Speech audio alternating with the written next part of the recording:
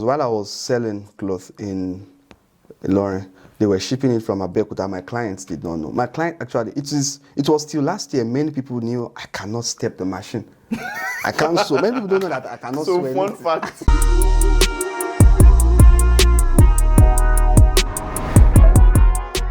What's up guys, it's your boy Coded99 and welcome back to my channel. Today we're having a wonderful episode of Conversation and it's very interesting for me. And if you remember a while ago, I uploaded a video titled How to Earn More Money in 2022 and I shared some ideas. I shared different ideas and one of them is starting your own business. So I decided, just as a follow-up to that, I decided to invite one of the business owners I know and I'm proud of his work. And I'm here to share, we're here to learn from him. He will share some things and I hope you also grab some things today. So with me here is TJ, the CEO of Wurafadaka. He's a businessman, he owns the fashion brand Wurafadaka.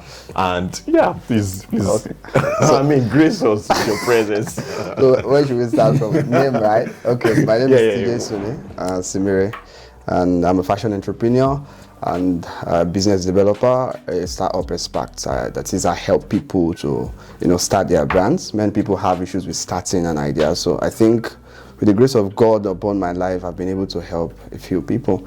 And so we are here. Yeah. Invited us. So we had to come. We're here, yeah. So by the way, what does TJ mean? Tijesuni. Tijesuni, yes, okay, Tijesuni. Okay. Do you know, till today, within a split second, whenever I want to say Wurafadaka, it comes to my mind as Wura and Fadaka. Yes. And then I think, okay, it's together. So, I mean, can you share with us like how your background, a bit about your background, what you studied, and all of that? Oh, great. I grew up in Nigeria, definitely, and Abeokuta precisely, and from there, I gained admission to the University of Unilorin, and I tried gaining admission so many times for law. My father said I should do law and everything, and law was like the best, hot course then. Then they couldn't give me, not because I wasn't intelligent, but probably because I didn't get the cutoff mark. I wouldn't lie. So I was told to study law at the University of Nigeria, but I couldn't. They couldn't offer me the course, and I had to put. They gave me. That's what I would say. They gave me. Comparative studies. It's like philosophy, to study African religion, whatever. Imagine. Wow. because I've been at home for like 3 years or so, and my colleagues are already in school. So I just like, okay, let me just enter and let's see if I can change it. I'll change it. But when I got in, I couldn't change it, and But I think it was when I was now thinking about my life that, hey, man, yeah, that moment. You can't find a job in this country with this course. I don't want to be a lecturer. So I think I just started brainstorming. I started praying to God.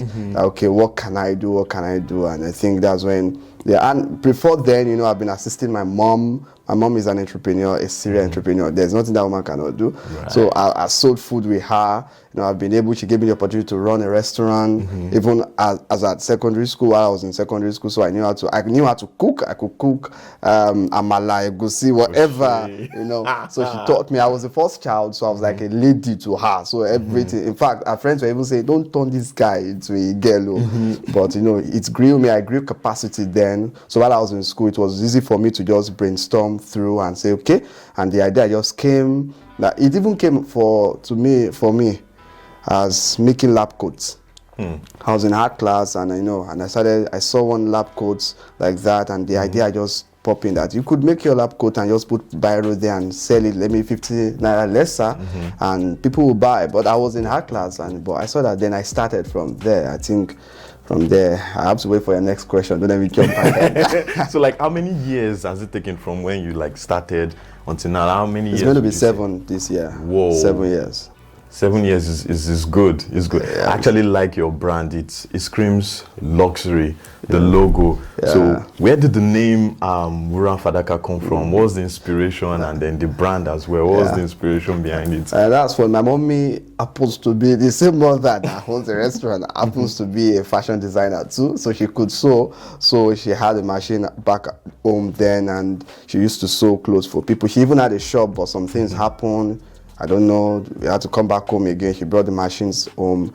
And while I wanted to make the lab coats, I was just thinking, okay, if I want to make it, who can I give it to? And I was asking people, and they were like, the prices were too high for me. So I just, wait, what me can sew, and there's machine at home. But, you know, I was thinking that I better to Unilorin, that how would they be shipping? But I said, let's give it a try. And I called her. Then she had the plan also to start a fashion brand, whatever. So then we started doing it together. That, okay, let's do it together. I'll just be running it here, you'll be running it there. Then when I came home, that's brick. I think we now wanted to register it. We wanted to register it as silver gold, or gold and silver, sorry. Right. Because we had a set of twins, and the lady is Wura, the guy is Fadaka. Right. So we wanted to name the company after them, because it just looks luxurious, the name. Well, fortunately, we got to the CAC, they said someone is using the name. Then, and their real name is Wurafadaka. So we just say, I wanted to twist it to just make it, you know, so that people will not say it's local. So we just changed it and we just say Wurafadaka. So we said Wura and Fadaka. Someone was already using Wura and Fadaka. Oh. So we removed the hand, put it together. Then it was now Wurafadaka, and since then that's been Wurafadaka. Cool. So now, would you say that the brand does it sound local? Because to me it sounds unique. Right, so would you say it's local or not? I mean, looking at the decision you made, if you had chosen silver and gold or Wurafadaka, which one would you have preferred right now? The truth is, Coca-Cola does not make sense. If you break it down, Coca-Cola, it doesn't really make sense. What brought that kind of name? But I think the content of the brand is what matters. So the name, if you name a brand, God forbid, Trouble, and they are doing a lot of things that, you know, causing good troubles, they will start wearing the brand. They don't mind writing Trouble. So I think the content and the brand inspiration, the brand story, it made people see that, okay, I think this makes sense, because, you know, someone walked to me. I walked out to someone while I was younger that I wanted to do a promotion, and the lady heard the name. She said it's a local name and it can make, name, and people cannot appreciate it. And this lady is in Nigeria? Yes, I hope she's even seeing this now, because because I was down, devastated. Like, how would she make such comment? Because she was working with, I think, channels, big TV station, and the way she said it. And I knew something before then, that it's not the name, it's the content. Right. So because there was a story I read in one book, that book really changed my life. Shifkera, You Can Win, by Shifkera. So they said there was a guy. Can I share the story? It's very short. Sure. So there was a guy that sells balloon. So whenever the guy is not making sale, he's going to fill the balloon with helium gas. So when you fill it with helium gas, it will float. So children will see it. So it's a good marketing strategy. So one day he was doing that, and a young guy just came and asked him, because he hadn't seen him fill a black balloon with helium gas, and he asked him, if we fill a black balloon with gas, will it float? Then he replied, he said, it is not the color that matters, it's the content that actually makes it flow. So I had that ideology that it's not the name, it's not my background, it's nothing, it's what I put in it that will actually show if it's going to be a global brand or not. So because she could have misled me. Yes. So, and because many people come to us now because they just like the name. It's attractive and it's not competitive, and they just feel, I like your name. It means you have something bigger for, just like how you said. So I think that's what brought about. And I also like it because when I think of brands like Zara, H&M, and all of that, like fashion brands, right? You would see that it's no more the name. The name now becomes, at some point they now start selling the name itself. Yes. So like for you, like I'm actually proud that you actually stuck with Wurafadaka, because it, beside the luxury and all, it also screams that this is from Africa. Exactly. And this is from Nigeria. This is from, so I think it's high time we start pushing it out there. We don't have to name ourselves something that we're not. So they can buy Wurafadaka too, as the same way we buy H&M and stuff like that. So that is really interesting. So I would like to know, I'm really interested in what your brand's about. What is Wurafadaka? Wurafadaka, I still say Wurafadaka. Okay. What is Wurafadaka? When the name is mentioned, what comes to mind, and what are you also projecting? What do you do? It's an Afrocentric brand. So the reason why we gave it an Afro, it's projecting Africa's strength. Nice. The strength of Africans as a whole. That see, it doesn't matter what we go through, what happens, but whenever we are ready, we get things done. Right. So the fact that they project so many things on the TV, terrorism, that's not really who we are. Right. So we are trying to project this with fashion. Right. That okay, we can look good, we make clothes, we make outstanding, and we're going to be competing with Nike and Zara, and we have the capacity to do so. So if we make anything wears Afrocentric. So the reason why I made the Afrocentric, we are trying to make you know that we are not copying you, we are not copying Europe, we are not copying UK. We can take what they do, then turn it to something African. Right. So our suits, whatever, we make it ourselves. We don't make them in Europe. We can buy the fabrics in Europe, but we use our sweat, our skills, and our abilities, our uniqueness. We use it to create our pieces. So we make clothes. We even have a shoe brand also. Wow, yes, cool. We have a shoe brand. Nice. We diversified about 2 years ago during COVID. It was COVID that brought that idea. So we have a shoe brand. We have a fashion institution that we started last year. The Wurafadaka is going to be like a big family name that's going to encompass anything fashion, including jewelries, whatever. So we are still going deeper. We want to have we want Ava to study us. Nice. As a course, like who are these people? What are they up to? So we want to grow it, and that's why it's been 7 years. We just had our first physical structure last year. Wow. Yes, we never had we've been making sales online, and also to tell you that we are patient. We are building a brand. We are not in a hurry. So most of the time, the money we get, we invest it, we put it in the brand because we are building something. Right. So basically, we are into fashion. Right. Anything like the clothes I'm wearing, whatever I wear, Wurafadaka made it. Nice. So that's it. Yeah, I've seen that in you a lot. You wear your brand and you are your brand. So that is good. I like it, and it's inspiring as well to come out of the shadow of Africa or whatever Africa has been projected as, and show the light and show that yes, we can do this too and more. Yes. You mentioned that you started this in Nigeria, and right now I'm aware that you're staying in Europe now, and now it's a global brand. Yeah, by God's grace. So yes. So what are the challenges? Because I know starting up a business or even having a business in Nigeria is really challenging. So what are the challenges you faced in Nigeria, or you're facing in Nigeria, and what are the challenges in Europe as well? How do you maintain this global brand? Because at some point I was also involved in fashion business, and I know it was hard trying to bring African stuff in here and selling it at an affordable price. So that was a challenge at that time. So what challenges have you faced with your business? The synonym for business is challenges, actually. Another name for business, because if you are not ready to face the challenges, you don't start it. Just go to the bank, just go work somewhere. Don't delve into it. So I think while I started, I didn't have a shop. I didn't even have a phone because I was a growing child. I couldn't afford to buy a phone. I was just, the money I received just for food and all. So I think I just gave it a try by talking. I wrote a course. I'm still developing the course because I was privileged to start this brand from the scratch. So in that course, I wrote I said there are many things you need to start up a business aside financing. So I called it the Grand Capital Theory, where you can start a brand not necessarily having all the money if you can be patient. So I used the fruit of the spirits.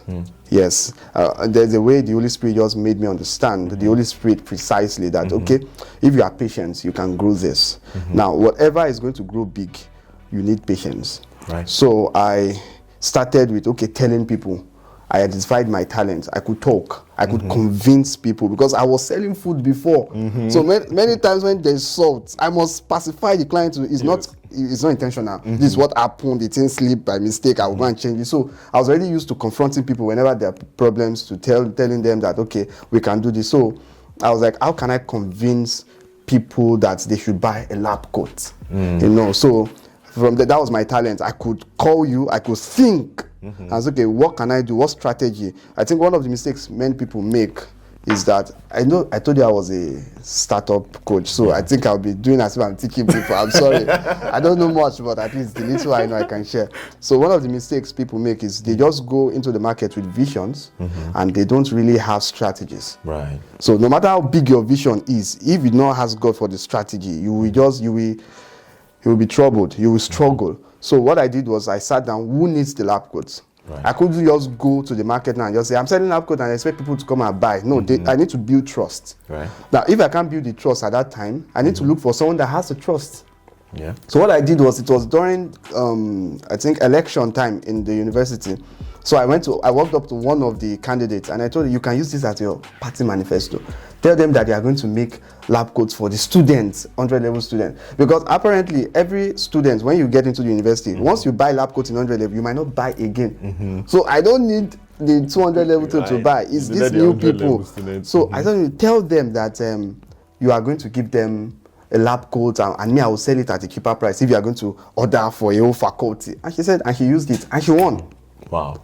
She won. And when she won, she sent my first 100,000 naira down payment. Wow. I was at home. Hey. It was as if, so why? Because God gave me the strategy. Instead of me just wasting saying I'm looking for money to buy machine, I just went to go and talk and I convinced her and it worked. And she sent the money and my mom bought the machine.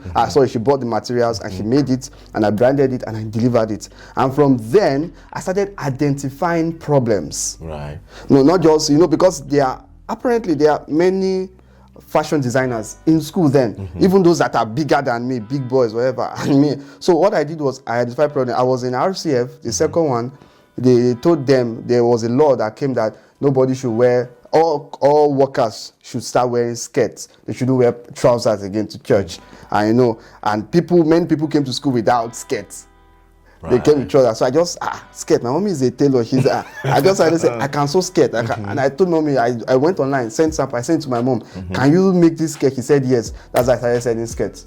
Nice. From there, when they were selling skirts, they wanted to do a program in RCF that they want an African touch, whatever. And before then, you see, every day of your life, everywhere God puts you, it's a phase to your next phase. Right. It's connected. So if you do not do, that's what purpose is. Purpose is an everyday activity. Right. It's not like it's a journey. It's not like a destination. So it's like, okay, I'm here for what reason? Now, until you finish that reason why you're here, you might not qualify to the next round. So I think while I was there at RCF, I was in the choir. So I used to dress so well. I will iron my clothes, starch it, and guess what? I just had 2 shirts and 1 pant. The shirts were given to me by my father. So all I did was I went to Redemption Camp then. They used to sell these ties, bend down select. I bought about 5 of them. So it's the ties I change. Okay. So I use a kind of starch that a week I just need to be ironing. I don't need to put starch again. So I wear the shirts again and again, tie up. I'm not in law, but I act as if I'm a student of law. So I dress, at least if I'm not in law, let me even make myself happy. So I dress so well. So I collected like best dress in RCF twice. So by the time I came in and said, wait, I can make this for you, they believed me. Right. So, but when they saw that, okay, that he could deliver, then I started making, and people saw it. RCF is the largest gathering on campus. Right. So when people saw it, that who made that? I made it. Other fellowships started calling me. So I don't have a machine, I don't have a tailor, I don't have a shop. I already started collecting order without doing any online campaign. Makes sense. So from there, I was going to school. The Holy Spirit opened my eyes to a billboard at the school, in front of the school gates, University of Unilorin, and I saw the billboard, and the billboard had been there for like 3 years, nothing on it. And the Holy Spirit said, tell the student affairs that you want to use the billboard, that you want to use it to promote decency, because Unilorin is keen to decency and all. So I told the Holy Spirit that I cannot even approach the school because my hair is full. I used to keep full hair, and Unilorin does not allow. So once I get there, they will tell me to cut my hair. And the Holy Spirit made a statement and said, then keep the hair, and in 5 years' time, let that hair provide for you. That was what I heard. And I got out from the car immediately. I went to the barbing salon at the school premises. They scrapped the whole thing. I was hungry and I was going to the student affairs. I was like, the hunger that if they born you well, tell me no. So I went there. It's important to be directed by the Holy Spirit. As a businessman, you will not struggle. So I just went there and I told him, I just said, sir, I'm an entrepreneur, a fashion entrepreneur. I like the policy and I want to support it. And I saw a billboard. Can I use it? He just said, yes, go and do sample. I said, shit, this man know what I'm talking about. It's billboard that I know that MTN, whatever they are competing for. I said, sir, this is what he said, yes. I went to make the sample. I brought it. I put my brand name, everything. I got out. They gave me pictures. The Holy Spirit told me to tell him that I want that my designs should be the ones there as accepted clothes. Wow. And I told him that, sir, they've already given me go ahead to be at least this one. He said, I went and he said, no problem. I made it. They loved it. I did it. Before that time, while I was burning with a passion, I already went to a printer, a very big printing press in Unilorin then. I went to make a deal. This is what I keep telling people, that if you don't have money, just tell people what you have in mind. Right. Communicate, negotiate. So I told him that I'm an entrepreneur and I'm going to be making many banners. I told him my visions as if I'm already there. That just partner with us. Whenever we come, give us discounts. So the man was impressed. The man said, while I was in school also, he was here, giving me that. And I said, he will give us 50% off. I was like, so I didn't know that God was still going to tell me about the billboard. So once they said yes, I just went to the man's street. That's how I printed a whole billboard, whatever, at almost a ridiculous amount. And I got to school, and the man was sure that now. I said yes. Then it was there, and I opened it. He said, wow, this is, and he just said, okay, pack it. Let's go and see the VC. I said, I don't get you, sir. I said, yes, let's go and see the vice chancellor. You have to sing. That's how. I'm not the best student. I'm not a first class. I'm not a scholar. The only time we see vice chancellor most times is during convocation and during matriculation. They said I should go to that's how I go to the office of the vice chancellor. And it looked like a big deal. I didn't spend 20,000 on this thing. And they were like, the man said, now I know that my seeds have germinated. I'm proud of it. You are giving me the billboard for free. I'm not paying. The only thing I use my money for is the printing. And that thing, I know how much it takes to have a billboard, hundreds of thousands. And he said that's germinated. I should go ahead. The moment we pasted that stuff, the next day my phone did not stop ringing. Everybody, I saw, congratulations. That's when opportunities just, that's how the whole, because that place, 50,000 students were passing through that. There's a bump in front of that billboard. You will pause, even a blind man will say. So 50,000 people knew the brand. Right. Nice. Within a year, because of the Holy Spirit. So because of just instructions, and that was how it started. I was like, thank you, God. So I'm not going to be a lecturer after all. Makes sense. So that's such a nice story. From what I'm getting, so I see that some of the challenges you faced where you had competitors who were bigger than you. Yes. So you were taking advantage of trends yes. at first. Yes. And also with the direction of the Holy Spirit, you were able to have an edge over them and even get things without paying. You're such a salesman. Yes. You've told me one story too about I think you got a celebrity to come off. Yes. Yeah. So I know that you're a very good salesman. And that is really interesting. So talking about the challenges you faced in Europe, you've spoken about the ones you faced in Nigeria. So what challenges have you faced in Europe as a brand? Okay, as a brand, I used the form in Nigeria. I told you that I didn't have the capacity, I didn't have the structure, I didn't have all those things. So I just used the same formula here. So I didn't have that in the beginning. So all I did was I was shipping from one state to another, and people did not know that. Like I said, people don't even know that I can sew till I think last year or 2 years ago. I can't really. So I've never sat on the machine. I never held the scissors. Businessman. I never held the scissors. So most people don't know. So what I do is just like the middleman. I communicate to the client. I make a deal with the designer. I'm on the middle. The designer doesn't know the client doesn't know the designer. They all know me, and it's the name. So that's what I keep. So the same formula I was using, I don't need to have a shop or a structure in a country before I ship in the product. So all I did was I keep making it, and I make my publicity here. So since I made my publicity here, I just, whatever they want, I order. The challenge is basically at being shipping. The cost of shipping have been high, and here in Europe, Africans really have no reasons to wear kaftans or African wears, basically, because it's always cold. But that's why it was when I came to Europe, I started making suits. It prompted suit and hoodies.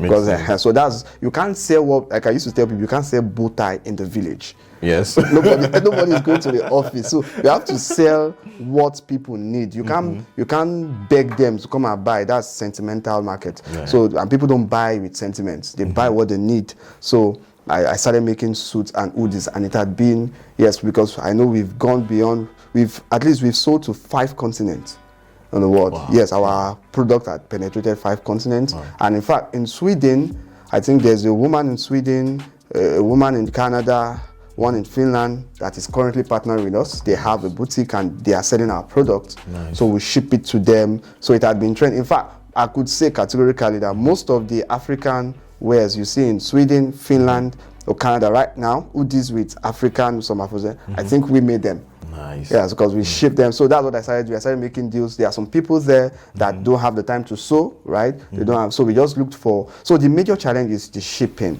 So I'm hoping that, you know, we went into partnership with DHL, but at the same time, when the price will come with the cost of production and all. So and you know, it's easier if we are making in bulk. True. If we are making them, we can sell for people a hoodie. We can sell hoodie for 15 euros, you know, 20 euros. But if it's not in bulk, and people, we have to consider people's pockets, and that has been the challenge. We are hoping to resolve it, to see how we can get investments, we can put money and just make in bulk. And again, another challenge is that most people in Europe, they're already used to this shopping kind of, you know, mentality. They just want to get there. Is it ready? Pick it up. Nobody has the time to say, come and measure me. Everybody is busy. So when they want to come and buy, they just ask you, is it available now? Once we say, no, we have to ship it, they lose. They go. So I say, I think that's the problem. So I'm already giving some people in Europe, I'm giving you a market strategy now. So you buy them in bulk and just say them, this is what is that. They like to see it and buy it. And know that it's available. It's Nigerians that, you know, they have enough time. They will tell you, okay, 7 days it will be ready, no problem, come. But here, time is money. Time moves fast, so people don't waste time. So those are the challenges, the logistics and the pricing. So we are trying to balance both.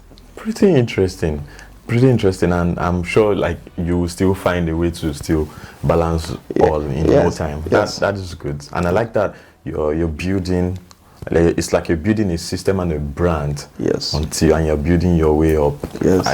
I really like that. Thank you. I think I had an idea of your fashion institution, but I didn't know it was a big deal. I know you went to Nigeria recently, and you.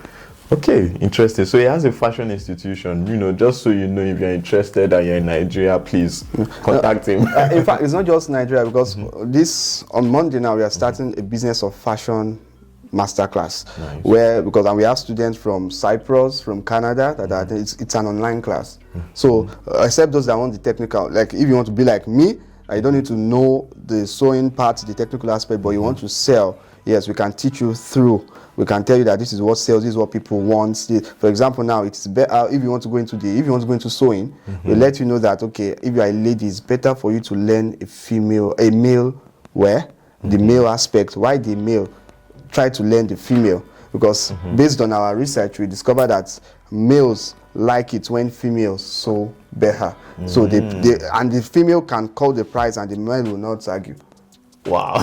So it's a great advantage. So you can just learn. But if you don't have the time, like I used to tell people, that I don't pray that you sit behind the machine forever. I pray that when you start, then God blesses you, so you employ people. So after employing people, what do you do? So most people don't even know. For example, now we partner with so many tailors in Nigeria, so many.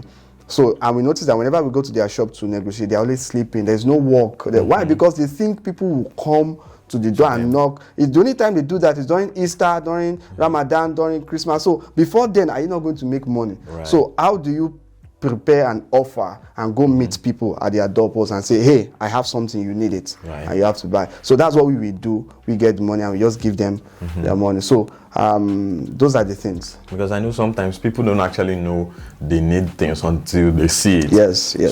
Yeah, you mentioned something that you're like the middleman between the customer and the tailor. So how did you identify those tailors who needed help? Because in a way, you're sort of helping them that they don't even actually need to do the marketing themselves. So you just bring them business, they make it, they deliver, and then. So how did you identify those who needed help?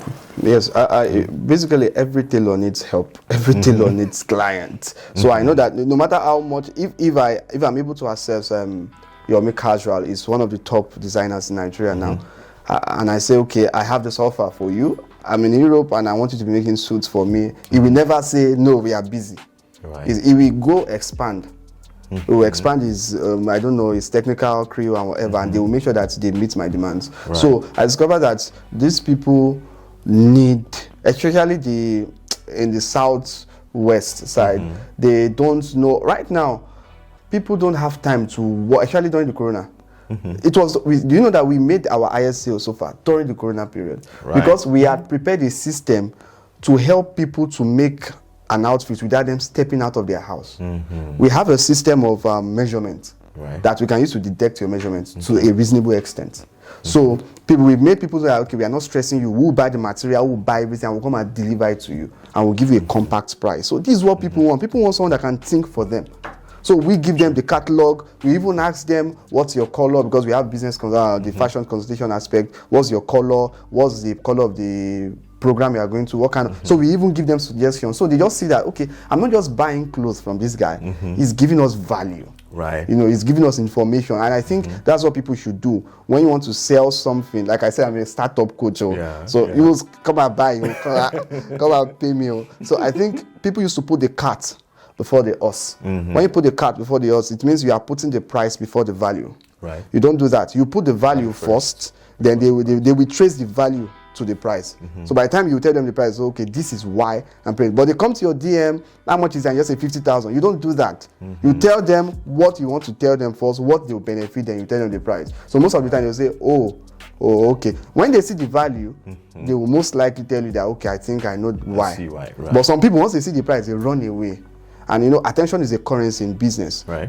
Just try to get their attention first. Don't drive them away. Then you can now start penetrating. That is interesting. So I was able to identify them with the fact that they need help. They need clients. And people don't sew clothes every day. Right. You get, but many people sew clothes every day. What I mean is that if you are just dealing with Estonia, they don't wear clothes every day. But if you are dealing with Estonia to Germany and Finland, at least you have one person that needs a clothes every day. True. So how big can you expand your horizon, your publicity? So they don't know how to do that. They don't know how to go online. They don't know how to do publicity. I know how to do that. Right. So that's what I use for them. So they enjoy, I enjoy. Such a nice way to end. They enjoy, I enjoy. You get your money, I get my money. Simple, c'est fini. So it's good. It's also a valuable thing that you're also a startup coach. So in your opinion, what do you need, or what, for anybody watching this, what do they need to start a business, maybe in Nigeria and in Europe, or maybe a global business, be it fashion or whatever? What do you, in your opinion, what do you think they need? That's a very nice question, and I think it should answer someone's question. I think the first thing is your motivation. Right. You need a motivation. The motivation has to be right. Some people want to have a business because they want to show off. Because somebody said they wouldn't make it, and they want to, your business, you are not going to grow a global. Apple did not start because he didn't even care about whosoever. He just wanted to just do something. So what's your motivation? Why do you really want to do what you want to do? Because that motivation is going to, you would think it might not be useful, but it's going to be useful when, at the beginning of your business, I have a very great truth to tell you: things will not work. It's not, because you are dealing with the minds of human beings, and it needs processing. It's not possible for you to ask a girl out today and marry her today. Right. You ask her how to do well, you do some other things before she now says, okay, I think I can accept his proposal, before you can even think. So that's how the mind of a man is. You can't just say you start a brand now and they buy now. So the first 6 months of your brand, the publicity you do is publicity for awareness. Right. So that's why you see Coca-Cola. Coca-Cola they spend about 3 billion. I'm talking of the statistics for, I think, a year ago, $3 billion yearly for publicity alone. So Coca-Cola does a big publicity for you to see, and they won't put their phone number there. They just write Coca-Cola, refreshing, blah, blah, blah. What are they trying to do? They are trying to penetrate through your mind. Right. So so that's the first thing you do. First, you respect their mind. They are just coming into this business. You know them, but they don't know you. Right. So you have to gain their trust. You have to know they're not coming to take their money away. So your consistency and your motivation is operation at that time. Right. That, okay, I'm doing this because of this. So I'll be patient. So even though people don't buy, just be seeing me. So I keep showing up every day. For the past 7 years, I publicize Wurafadaka every day. For the past, except I'm on retreat, and if I'm on retreat, the marketers, apart from the marketers, I have staff. We have staff all over Nigeria and whatever. But I myself, I don't care about the staff. When I mean I don't care about the stuff, I mean I don't care if they publicize or not. I do mine. So when they see that their guy wakes up and carries his phone and does his own, and they that will collect salary, they should know that they have to do better. So I do mine, I do my assignment. So those periods, look at during the corona outbreak now, some businesses went down. Yeah. It's their motivation that will keep them going. So why do you really want to do this? So I want to do it. I have my personal reasons and I have a global reason. I even have a national reason. So these things put me in check. So I have a good motivation. Then 2, learn. I have a good mindset towards business. You know, some people start a business without the sight of, you know, this vision of seeing it grow. They don't have a vision. They just think, okay, I just want to do it. When I was in school, I started. I was not doing it because I was doing it because so that when I leave school, I should have something. Right. So I didn't care the sales I was making in school. I was just making sure that I'm passing a message across. Right. So by the time I'm through, I can now start reaping what I've sown. So I think you should know, you should have a vision. You know, and 3, I've given, I think 1, I said motivation. Yes. 2, I said vision a bit. 3, I think you need to have a strategy. Right. Now, you have in your strategy, you have your target audience, what they need. It's not enough to get a solution. You might be selling a right solution to the wrong audience. I've seen someone that came to my DM and says, I said, what is he selling? Young guy, I said, what is he selling? He said, I sell jets, I sell cars, I sell helicopters. I was like, do you think I'm joking here? He said, yes, sir. He's a teenager. He said, yes, sir, that's what I say, and I'm not making sales. I said, who are those on your contact list? He said, my friends, man.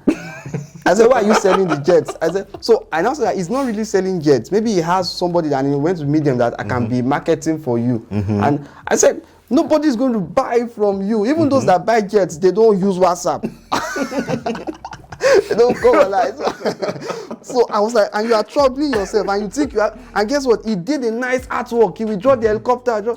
He thinks it's about people saying that, wow, this boy is selling a helicopter. I said, no, people don't buy what they don't need. So you have to first hear, what do they need? If it's that your audience need a toy jet, a toy helicopter, sell toys. So sell what they need. No matter how ambitious you are, if they don't need it, they are not going to buy it. So for example, now I came to Europe, very few people buy kaftans. Maybe whenever they want to do their weddings, so far, but more people buy hoodies and suits because it's cold season and you know they wear. So I had to be flexible. I didn't say no, it's my no. You have to sell kaftan by force. You are not selling to demons or spirits. You are selling to human beings, and humans, they are very stubborn. You have to learn how to break their mind. So one of the ways to break their mind is sell what they need, then you're on your way. I think the rest, you'll see me in my DM.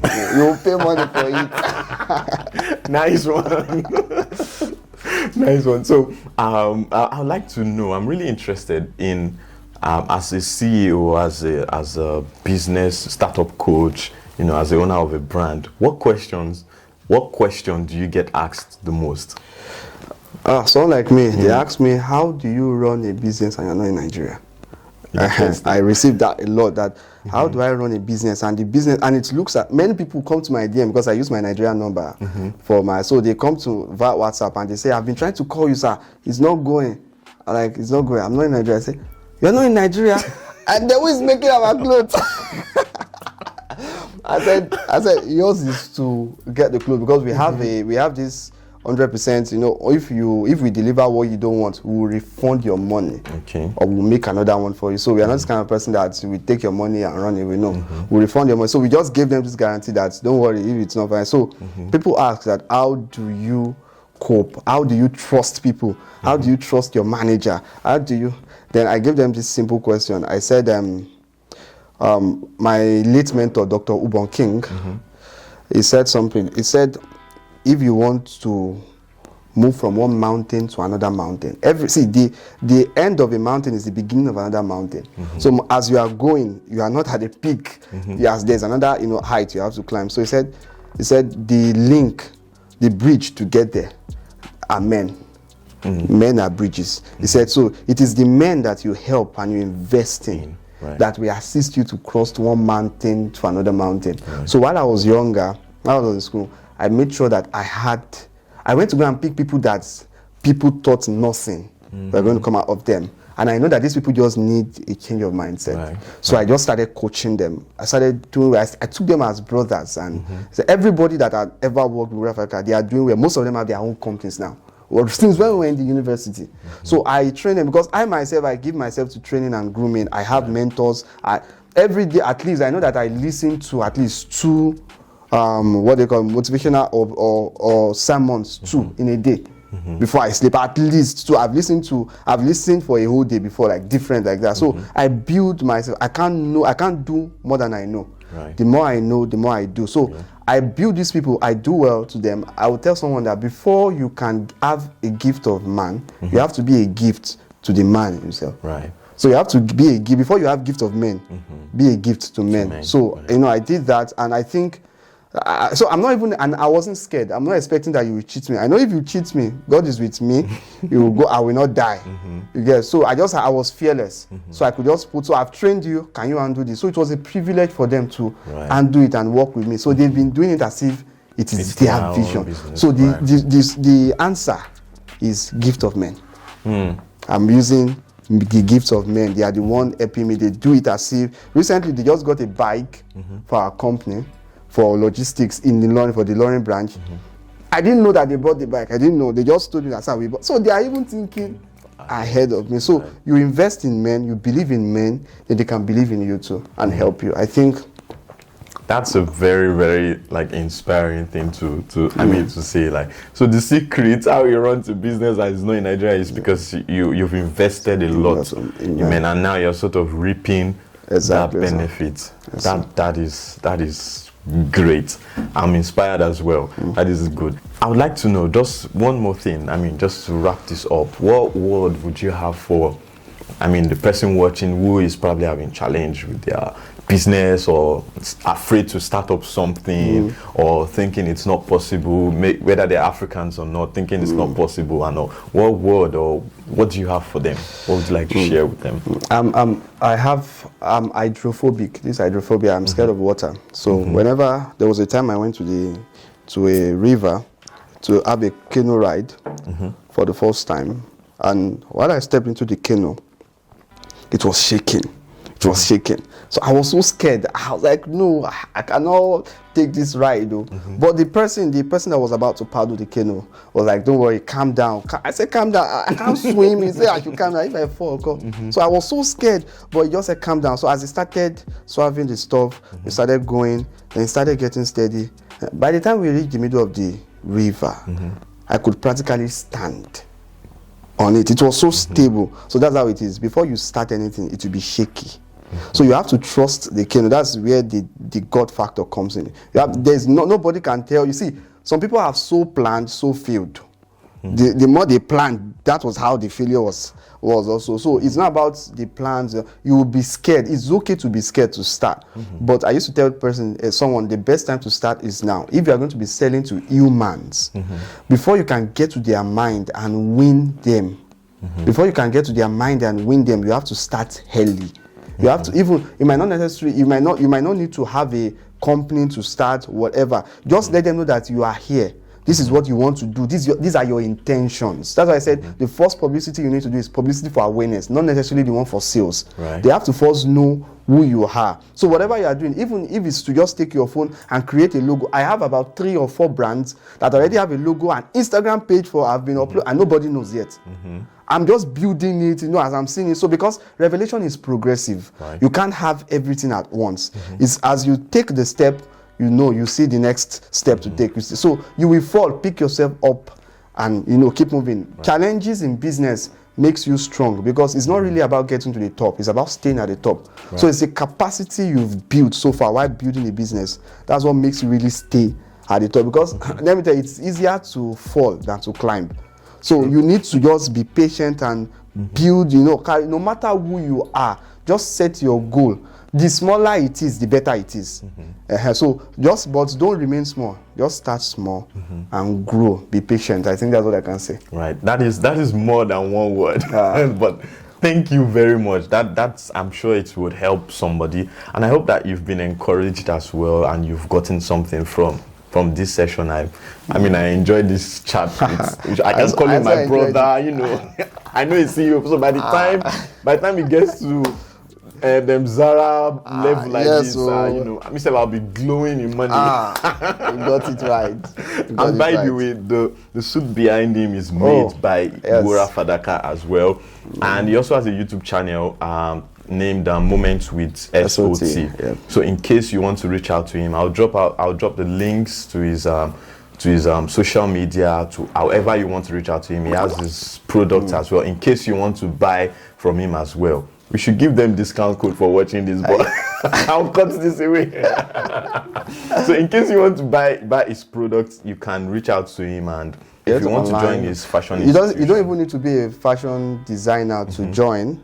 You can use the sales whatever we teach you in all fields. So it's okay. Yes. So I would say thank you very much. It's a privilege. Thank you for bringing me here. For joining me again. And you are a mentor, so it's a privilege. He's whining me. I appreciate you. Thank you. Thank you very much. You. And if you've gotten something from this video, please make sure you subscribe, like, and share this video as well. And I'd like to hear from you. I'd like to know what you think. If you like this kind of videos coming from me, and also what you think about starting up a business and whatever he has shared as well, what you've learned and what you may want to share as well. We will both be in the comment section trying to answer your questions or whatever you have. So thank you very much for watching this video. So until next time, make sure you keep yourself beautiful.